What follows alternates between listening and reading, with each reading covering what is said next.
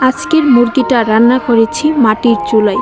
এই আগুনের ধোঁয়ায় আলাদা একটা ঘ্রাণ আছে, স্বাদটাও হবে একদম দেশি। চিকেন এইভাবে মাটির চুলায় রান্না করলে ভাত খাওয়ার কথা কাউকে বলতেই হয় না। চুলা থেকে নামানোর আগে প্লেট নিয়ে হাজির।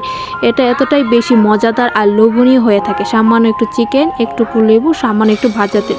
চিকেনটাকে রান্না করার জন্য আপনার প্রয়োজন মতো চিকেন নিয়ে নেবেন। তারপর দারচিনি, তেজপাতা, লবণ, হলুদ, মরিচ, ধনিয়া, আদা বাটা, রসুন বাটা, পরিমাণ মতো তেল, একটুখানি লেবু দিয়ে ভালো করে মাখিয়ে 20 মিনিট রাখতে হবে। 20 মিনিটের ভেতরে চিকেনের ভেতরে মশলা সব ঢুকে যাবে।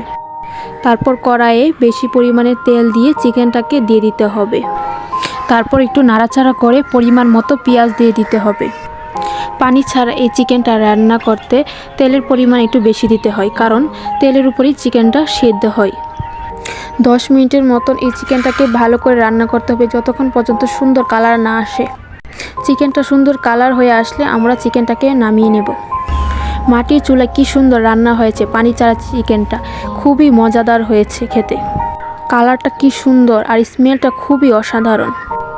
এই চিকেনের তরকারির সাথে রুটি, পরোটা, ভাত যে কোনো কিছুর সাথে খেতে খুবই অসাধারণ লাগে। একবার ট্রাই করে দেখবেন।